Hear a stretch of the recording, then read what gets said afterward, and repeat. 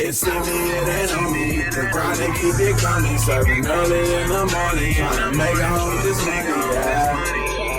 For the love of this money.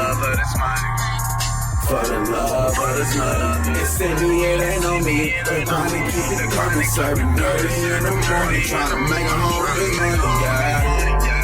For the love of this money. For the love of this money. All right, everyone. Thanks for joining another episode of Prime Wealth. Today, I got a special guest here with us, a good friend of mine, business colleague joining us today, Wulf. What's going on, brother? Yes, sir. Yes, sir. Thank you so much, Will. I appreciate you. Man, life is good. Just currently at the office, just did a couple deals, and man, I'm just super, super happy and grateful to be here, man. Be on your podcast and just happy to serve. Hey, man, same here. Happy to know someone like you, to know a group of people like you, Ellie, Tanya. People are doing big things, man. Just hoping to get into it a little bit here today. So we can just go ahead and get right into it. Wulf, just tell us a little bit, about yourself, your background, and some of your business ventures you got going. Yeah, man. So a little bit of my background. I've kind of dabbled into a lot of different industries. You can say I started in sales. However, my biggest area of expertise has been always in finance. When I first moved to the United States from Spain, I kind of started just doing door-to-door sales and selling anything I could. And essentially, it was in 2016 when I ran into the opportunity to get into life insurance and finance. And I've never looked back. It's been such a blessing for me to be able to find that, because I've been able to do a lot of different things, not just in the life insurance industry. I think we talked about this at that time. I do a lot of things when it has to do with commercial lending as well too. Right now, last week we just closed a $20 million cannabis refinance. And with literally the largest cannabis cultivator in the state of Arizona. So I've always dabbled into financial services, lending or private equity, things of that nature, and that's what's starting to really grow as my career continues to advance, But my main bread and butter is always going to be infinite banking. It's always going to be the life insurance industry, just because it's changed my life. And actually, as we were doing this call, my partner Mitch was submitting my policy. I'm putting $100,000 into my own policy, just so I can teach people like how it actually works. So that's awesome, man. And then also just practice what you preach, man. You can never go wrong practicing what you preach, man. 100K. Exactly. Hey, man, that's huge. That's huge. That's what I was telling too to my media guy, Che. I was like, yo, man, I kind of want to talk about this. I want to film it, because so many people that are experts in infinite banking and life insurance, they don't have their own policies. And if they have one, they're putting like $100 into their own thing. It's like, dude, you're making like what, $200,000-$300,000 a year, and you're only putting $100 into a policy. Yeah, you're a hypocrite, Yeah. So that's why I wanted to lead from the front, That's what's up, man. That's going to be huge. I'm pretty sure you'll have a huge, market of people who want to see that, that product out there. That's what's up, man. And then also, fun fact, I did not know you came over here from Spain. That's pretty cool. Yes. Born and raised in Spain? And then how long? I was born and raised in Spain until I was 16. And then in 2013, I came to the United States. I've been in Arizona for 10 years now. Okay. I'm getting up there. I think I'm on year 7 now in Arizona. Nice. Where are you from again? I'm originally from Wisconsin, so Milwaukee, Wisconsin, born and raised. Hey, that's why I see the Oh yeah. You see that's called the flag there. Was it the Bucks, right? Bucks, yep. Yeah, there you go. Then didn't they win this season? Not last year, but the year before. So 2020, we won it. We actually beat the Suns, man. So you don't know how. I know, dude. That was a crazy ass season, bro. It was, and I got to talk so much smack to all the Suns fans, bro. It was crazy for sure. I know. I had money on that shit too. Did you? I think I did. But man, well, let's get I into had it. to, I had to go for the Suns, bro, just because my one of my business partners is very close with Matt Ishbia. So, Oh, you okay, know, okay. I had to Hey support man, that, you know. he's gonna turn this program around. Like they already started doing some big things, like putting Yeah. 300 million into the arena and everything. But he's gonna get the players here, man. He's gonna put a lot of money into this team for sure. Yeah, I can't wait, man. Yeah, so let's get into it a little bit. Yeah. So I would say Wolf, going into like high school or even coming over to the United States, what did you know about money and finance? Would you say Nothing. nothing? Nothing at all, bro. The crazy thing is, like, my dad had a multi-million-dollar business, like 7, 8, 9-figure business in Spain and Europe, through logistics. So my dad had a kind of like a crazy type of career. When I tell people, it's like, I don't even know. I don't know what he would sell, bro. Like he was. That's why I learned people skills and communication skills from my dad, because he had this consulting business, right, where he would get clients from Spain, Germany, Russia, Lithuania, Austria, like Italy, all these clients that just wanted to tap into the Middle Eastern market. And a lot of his clients were also princes and sheiks from Saudi Arabia. There were a bunch of like Oh, wow. very, very wealthy families. And, my dad made a lot of money just by exporting goods, and just whatever their product was, he was exporting it to the Middle East. And, the crazy thing is, like, I never really knew what type of products they were. So, like, dude, for all I know, he could have been an arms dealer. It's like, but one thing that I do know he did sell, there was this supercar that was made in Spain. It was called Tramontana, and it kind of looked like a Formula One car mixed with like a street legal car, and it was a badass car. I remember because they were doing like tests, in the track, and I was there, and the car was freaking fast, bro. So, but yeah, that was one of the cars. That's one of the products that he would sell overseas. And that's all I knew about money, was just that you just needed to make more money. If you make more money, usually you don't have no issues. And then when I came to the United States, I realized that was a lie. You actually need to know about money, because, like, if you're bad with $1,000, you're going to be horrible with $1 million. Right. You see it all the time, NFL players and big celebrities, that they just go broke because they get all this money and they spend. It's so easy to spend $1 million. People think it's not, bro, but you can buy one thing for $1 million and then you're done. Right. That's true. So I learned the hard way, because I actually came here to the States with no money. Like, my dad kind of had like an exit from our family. He decided he didn't want to be around us anymore. So he just decided to pretty much just like kick us out, and we came here with nothing, just 350 euros to our name. And we had to start over, bro. And that's kind of like how the whole story is.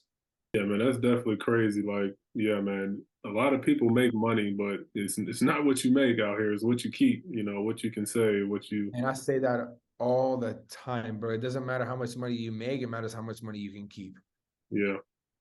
Yeah, man, you definitely a success story, Wolf, man. Came to this country with a little bit of nothing, man, and just look where you are today, bro, and not even halfway to where you will be in life, brother. So, hey, man, keep pushing for sure. Thank you, bro. Next question I have for you, man. What would you say were some of the mistakes you made with money that played a pivotal role in you being where you are today? Dude, the honest answer to that, bro, is going to sound ridiculous. My mom saved about $6,000. My mom, my grandma, my aunt, they saved about $6,000 for me to go buy a car. Okay. And what I should have done is I should have just bought a $1,000 95 Camry, right? That I could have just driven. And then that extra $5,000, I could have either invested it, or I could have just saved it and just like went to work, whatever. I could have done something with that money. I was 16 at the time. And instead, what I did is I went on Craigslist and I found a 1966 Ford Mustang. I just finished watching the movie Gone in 60 Seconds. I couldn't find a fastback, because a good fastback is $500,000. So I was like, you know what? I'm going to settle with a 66, 65 Mustang, And I went on Craigslist and I found this car for $6,000. Exactly the same amount of money that my mom, my aunt, my grandma, they all saved for me. And what I did is I bought it, and come to find out 5 days later, the car breaks down. I take it to the mechanic, and the mechanic is like, I don't even know how you've been driving this car. I don't even know what they did to it, but this car the engine needs to be rebuilt. And I'm like, okay, well, how much does that cost? It's like, well, it's going to cost you another $6,000. I'm like, well, I don't have that. It's like, well, the guy is like, well, my suggestion is like, sell the car and get yourself something else. And I sold the car for $2,200. And you know what I did? I bought a 1995 Camry for $700. Yeah. So, like, you know what I'm saying? I lost $4,000, and I ended up doing what I should have done anyways. In the first place. Yeah. So the biggest lesson or the biggest mistake that I've ever made with money was impulse. And you've probably heard Hormozi talk about this, right? It's like the traits of highly successful people. One of them is impulse control. If I would have just had a little bit of poise, a little bit of impulse control, and realized that I didn't need a 1966 Mustang, or maybe I could have just taken it to the fucking mechanic, I could have saved so much money, so much time, and so much embarrassment. But I had to learn the hard way. And now I have impulse control. And we live and we learn, right? Yes, sir. Yes, sir. So Wulf, once you started really making some money, how did you start to balance risk versus reward when you made financial decisions? So the way that I see it, I manage my risk by leveraging life insurance. I know it sounds corny, it sounds cliche because that's what I do, right? But it's the truth. I got wired 6 figures this Monday, right? And I could have put 50,000 into real estate. I could have right away, right? But here's the thing. All those avenues have some sort of risk. So what I'm going to do is I'm going to set up a policy, put my $100,000 in there, and then pull it out and then go invest it then. So how I assess that is do I have some sort of guarantee? Do I have some sort of safety net? If I don't, am I willing to lose this money? Let's just say for example, I've invested into some crypto projects with a couple $1,000 here and there. And when I did it, I had in mind, I don't care if I lose it. I could literally not look at it ever again. And I've lost literally a couple $1,000 into some crypto projects that pretty much got rug pulled. I've also invested a couple $1,000 into a crypto miner that paid me back $4,500 within 3 months. And that was a good risk for me because the money that I put in there, I was like, oh, whatever. If I lose it, I lose it. Right. Yeah.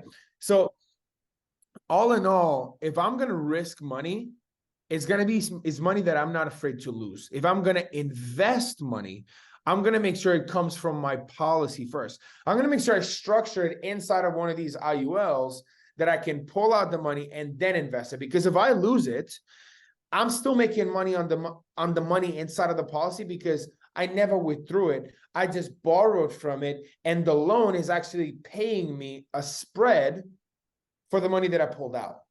Excuse me. So I never lose money. That's what I wanted you to touch on. I wanted to make sure, I was going to ask you, that's why I wanted you to make sure you said that. So for, people who are not, in tune with life insurance, so what you're going to do is put your 100,000 into that life insurance policy, and then you're going to take it out. But when you take it out, it's still going to be doing what? Yeah, so here's how it works. So the policy that I structured right now, I did it through Nationwide. It's actually one of my favorite companies to use.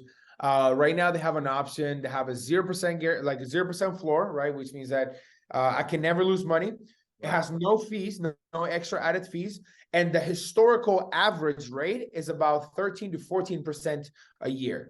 Okay, now it doesn't mean that every year is going to do that, but the historical average over the past 30 years has averaged 13%. Okay, so what I'm doing is I'm putting my $100,000 in there. So let's just say if it's earning an average rate of like 13%, fuck it. Let's just say 10% for simple numbers. Okay. My policy is earning 10%. If I pull out, let's just say the full 100,000 and the loan is costing me 5%, I'm still doing what? I'm making 5% on the 50,000 that I pulled out. Why? Because the policy is making me 10%. It's costing me 5 to pull it out. So the insurance company is just going to credit me the remaining amount, the difference.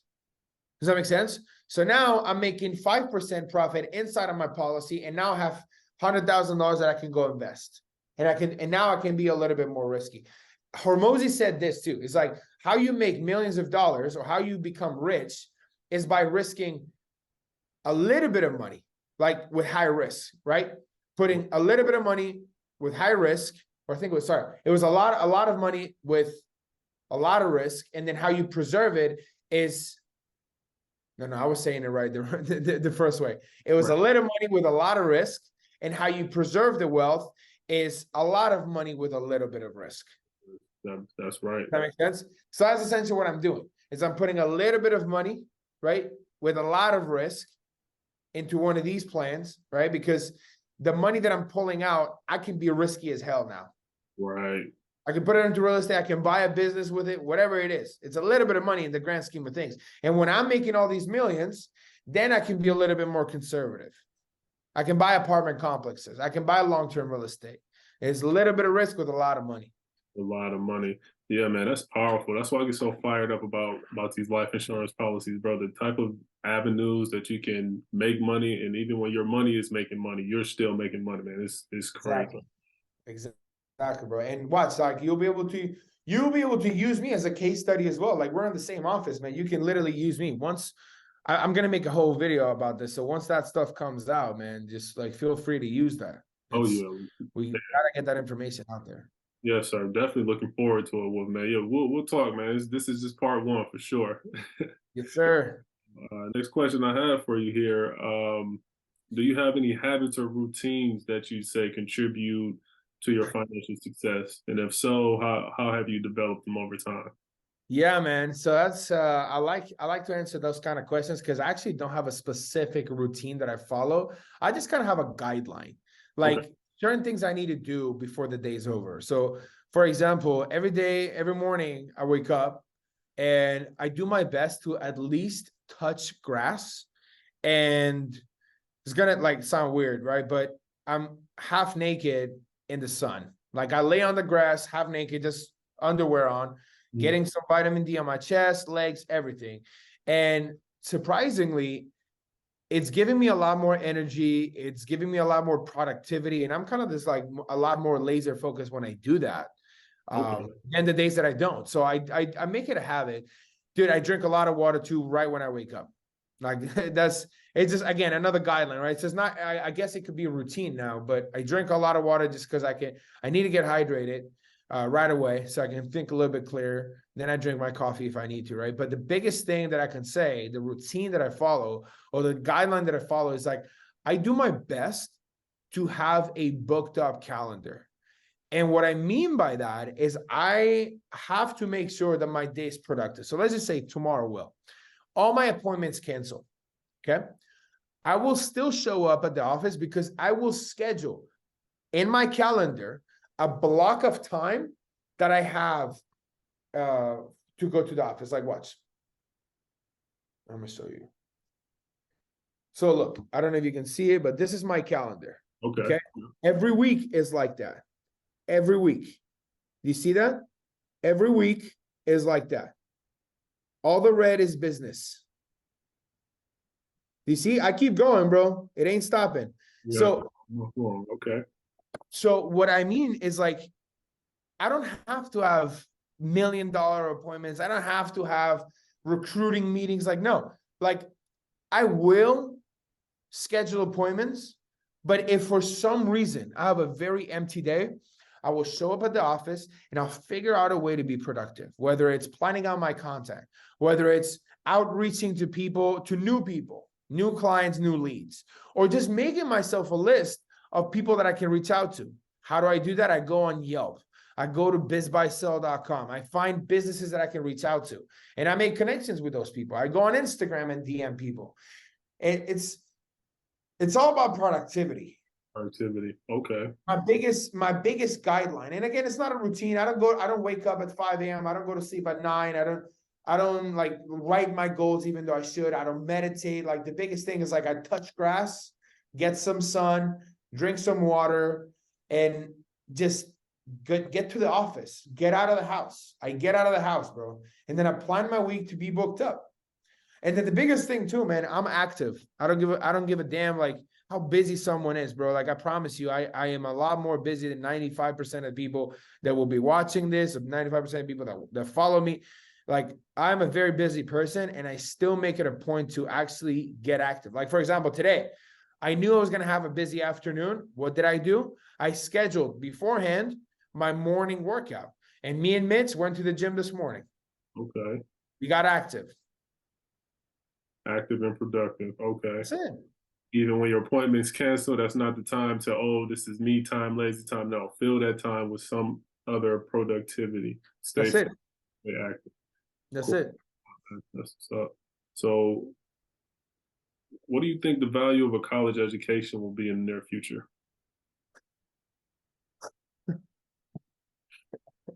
I don't know if I mean fuck it. I guess I'm gonna say it. I think college education is absolutely worthless. It's the biggest scam. They sell you a bill of goods. Like it's literally, it's worse, in my opinion, is worse than timeshare. They're literally selling you an education that has no purpose.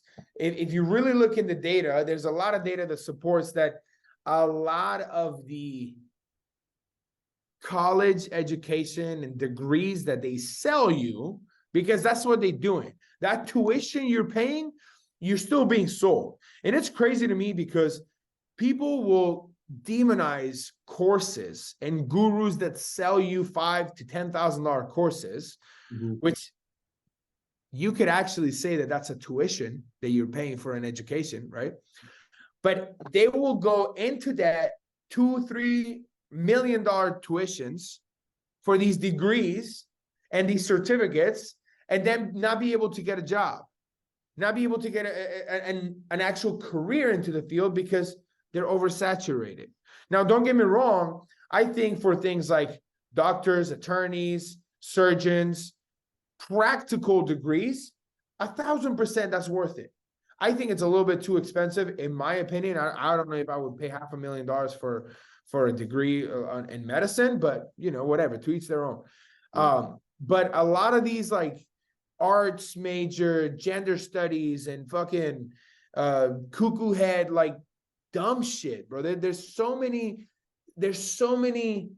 degrees that are just worthless. Business degree, in my opinion, a business degree is absolutely useless. I promise you right now, I can run a business better than any business MBA, or at least most of them. Yeah. And I will put money on it. A lot of these guys, they just have the theory. I've gone toe to toe with economic MBAs, and they're still wrong. They're still working like a dumbass 9 to 5 because they didn't get the chance to get a career. In my opinion, you should be able to get your money back if you can be placed in the workforce for that specific degree, if there isn't any. Like, why would they sell you a degree in something that there isn't a market for? Like, why? It's just like an ego boost. Oh, I have a PhD in what? Oh, astrology. Okay, so like space racism. Got it. Like, that's so stupid. Business. Yeah, it's all a business. Dude, it's literally a sales funnel. Colleges are a sales funnel, bro. Back in the day when degrees were a lot cheaper, different story, bro. Dude, you can pay $5,000 or $500 to become a phlebotomist or a mechanic or whatever the fuck, right? You can pick up a trade, and you can make millions of dollars, like eventually, like in that career, because you start with the position, and then you continue to grow, and then you can own your own practice, and you can own your own shop. I think trades are going to take over rather than just college degrees. But I think it's a nitty. Yeah, that's a Anyway, conversation for sure, man. We could be on that topic all day, and I don't disagree with you, brother. Because if I wasn't a college athlete, yeah, college wouldn't have been in my path at all. Definitely exactly, bro. go back and do it again. I would pick a trade, and everything I know about finance, I would have Yeah, really got the experience and taught myself because they'll tell you to get this degree, like you said, and pay all this money for this degree, go into debt for this degree. But what they're not telling you is that when it's all said and done, what they're going to want in a job position is going to be experience. They're going to take somebody with 10 to 15 years experience and no degree before they take someone with exactly. a master's, a bachelor's, master's degree. That's just, Yeah. how it works. But it's so dumb that it's like now that, like, again, things like that have gone in a position where it's like people value more like a piece of paper that just shows that how good you are at memorizing stuff, right? And I get it, dude. College is different because you have to propose a thesis and all. I understand, right? Right. But it's like, unless you're trying to solve some fucking like quantum mechanics, fucking cancer, some shit like that. I don't know. And I'm uneducated when speaking with this, so like anybody that's watching this, they're gonna get fucking triggered and be like, oh, you're so uneducated. I bet your IQ is like 2, is like whatever. I still make more money than a lot of those people. So it doesn't really affect me. I just think people need to understand what the truth is. They need to understand that they've been sold a bill of goods that it's not gonna benefit them. And if I have to be the asshole to say it, then I guess I'll be the asshole to say it. It's a debate, man. It's a debate for sure. Everyone has their own perspective on it, but yours is not too far from mine. Because, like I said, if I could go back and do it again, I would have got a trade first thing, and Yeah, everything I learned in finance and all that, I would have learned through experience. How I have, I don't feel like I learned anything in accounting school or business school. I didn't learn. I don't think I learned anything. exactly. All the jobs I Exactly. have over the last 8 years, I've learned everything I know from finance. So, yeah, Yeah, man. man, that's what I'm saying. It's like, look, I'm not married to this idea. I won't die on this hill. Like, Yeah, if somebody brings like a good point, then I'm a very open person. Like, I'm not just like an airhead thinking that I know it all. right. Like, I'm always open to new perspective and stuff. But from what I've seen, the data that shows, it's like a lot of college graduates are underpaid and underemployed, and it's just like that's the truth. And the reason why is not because the people are unqualified; it's just that there's no jobs for it. And Exactly. it's like, in my opinion, if you get a degree because they promise you'll be able to get a job, and then you can't get a job because there is no market, like that's a scam. Isn't that a scam, right? If somebody says like, hey, you'll be able to do this and that if you pay me this much, and then you don't get the product, like that's considered a scam, doesn't it? Basically, Get the result, like that's a scam. that's basically what it is. So, anyways, Yeah, man. Yeah, it's definitely a conversation to be had. yeah, dude, that's a spicy combo, bro, for sure. Next question I have for you though, Wolf. What is something you would do if you knew you could not fail? I don't know if I can answer this, bro. I'll get killed. So let's just like I'll my answer is gonna be watch Sound of Freedom. Okay. That I'll leave it at that. And by the way, I'll just put it on record. I will never kill myself. I would never ever kill myself. I'm very healthy. I'm very happy with my life. I love my family, and I would never kill myself. So just my answer is that, Sound of Freedom. Freedom, man. That's it. That's a good answer. Solid answer. And like I said, it's just a conversation, to be had. No, But for sure. It's just like I know who watches. Like, mm, So it's like that's why I gotta be careful with what I say. But like if I couldn't fail at one thing, yeah, the answer is in that movie, Sound of Freedom. So, but again, I would never kill myself. I love it. I love it. Yeah. For those who know, we know, we know. But Exactly. You know. yeah, yeah, yeah. Well, the last question I have for you here, Yes, man, sir. as accomplished as you are, brother, and at your young age, Thank uh, you, man. what's next for you? What you got going on? Yeah. Well, look, to be honest with you, like I still feel like I'm nowhere near success. Obviously it's because like I have big goals, right? So what's next for me, man? I'm really working to tap into the private equity commercial lending space. And obviously, man, like there is no doubt in my mind that me and Mitch and my entire team, we're going to take over the infinite banking space. Like we're going to get to a point that, excuse me, when somebody thinks about infinite banking, they think about us. Like I said, like we're gonna monopolize the space because we're gonna give so much value. We're gonna give people everything that they want to know, that they're gonna be able to have all the answers to all the questions that they've ever had. So what's next is scale the business to get unignorable. That's what we want to get to. And on top of that too, we're on pace to hit 100 million. And we're going to change the world, man. Like I said, that question you asked me, that's what's next, to be honest. Hey, man, you guys heard it here first on Prime Wealth. This is Wulf, man, and just another example of Prime Wealth. Appreciate Wulf, that, my boy, appreciate you being here with me. Appreciate you joining me. For the love, but it's money. For the love, but it's money.